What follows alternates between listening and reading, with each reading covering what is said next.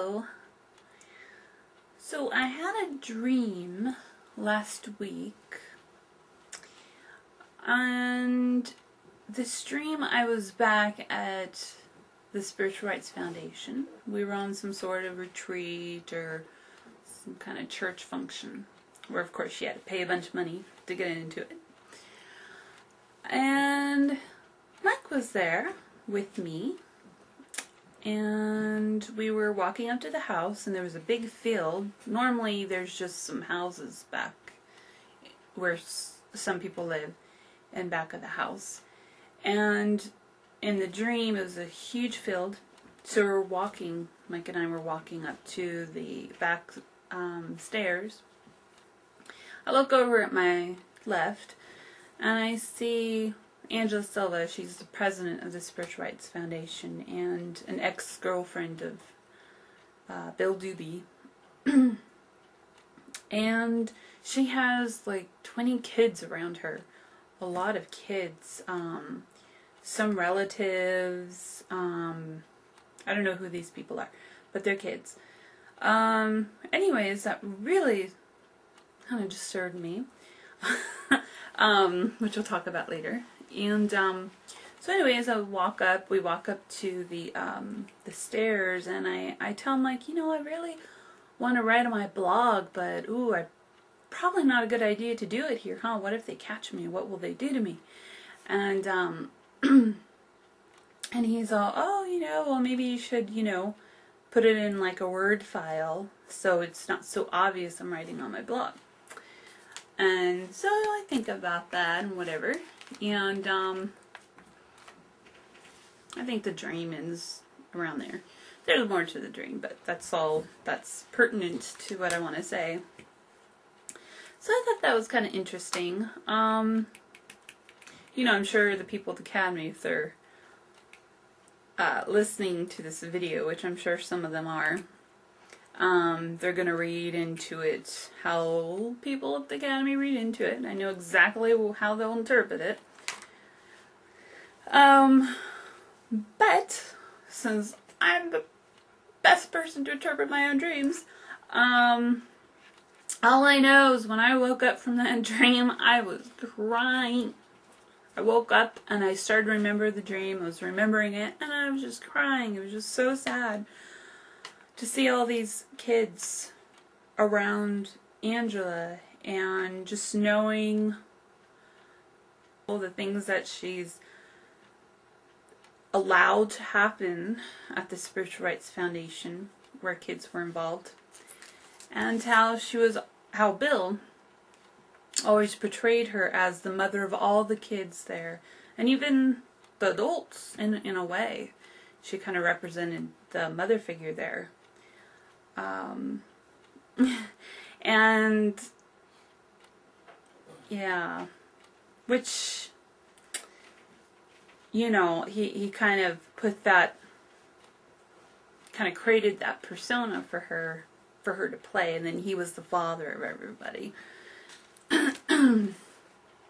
And yeah, and I was just really sad because I know that a lot of people are following her advice and ruining their lives because of that. Just going back to some of those memories at the Academy, which I have the last couple weeks. It's been kind of hard, just kind of remembering things, remembering, you know, one incident where Reverend Bill popped up in one of our classes and just started ranting and raving, just partly not making sense, partly making some kind of sense, I guess, and just going off on people in the room, people outside of the room, and how I desperately wanted to get out of there, not listen to any of that stuff. It was just so negative, and it's like, what's the point? But you can't leave a room when he's talking. And yeah. So I closed my eyes. Okay, I'm talking about a real experience. This isn't a dream. So during the moment, I'm in the year class and I close my eyes, and I'm probably going to practice the techniques of writing energy, blowing roses, and grounding and all that we're taught to do, especially if energy is coming up, or what they call emotions. That's one way to kind of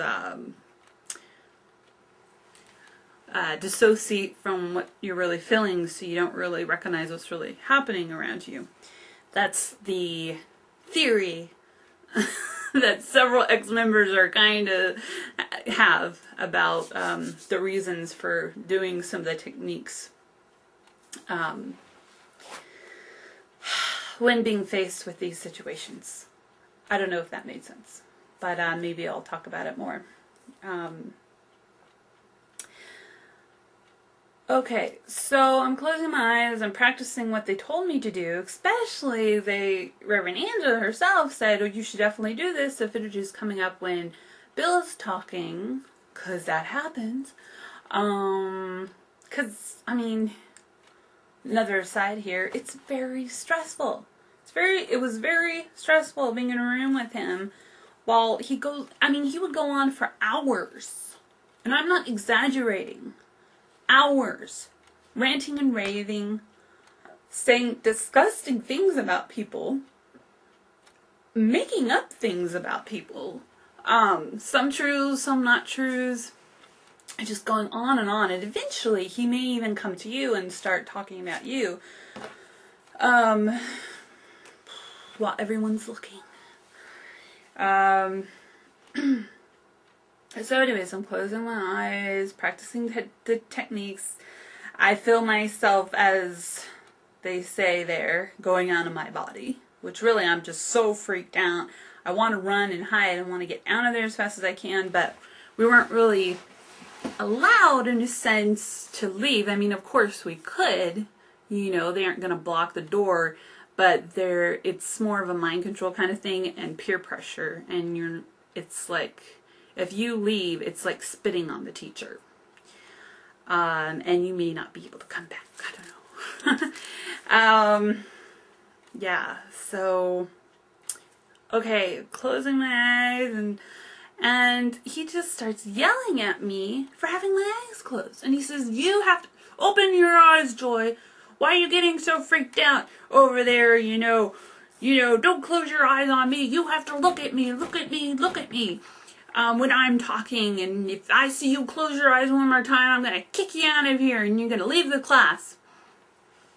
So, of course, I'm freaked out, I'm like, trying to keep my eyes open while I'm just, like, dying inside, having to sit there, listen to him talk and stuff. Yeah. It's not fun. I don't know how many people have experienced sitting like a couple feet away from somebody who's pacing the floor, acting like a madman, ranting and raving for hours, talking bad about all these people that have done all these wonderful things for him. It's a very painful, uncomfortable experience. What's the time here? Time almost running out. So those are the kinds of memories that have been coming up for me lately. And probably why I haven't done many videos, because, I don't know, just a lot of things have been coming up and kind of makes me down in the dumps, really. Because it's I don't really want to remember sometimes, because it really hurts and is very painful, and but I gotta, and so anyways, I'm able to talk about it now, but yeah, but people, the Spiritual Rights Foundation and the people that are suing us will of course say, well, you're lying, that's false, that never happened. Well, of course it happened, okay? A million things happened, and they're all true, and I experienced them, and I felt them. It's amazing that, I don't know. Anyways, so, that's it for now. Thank you.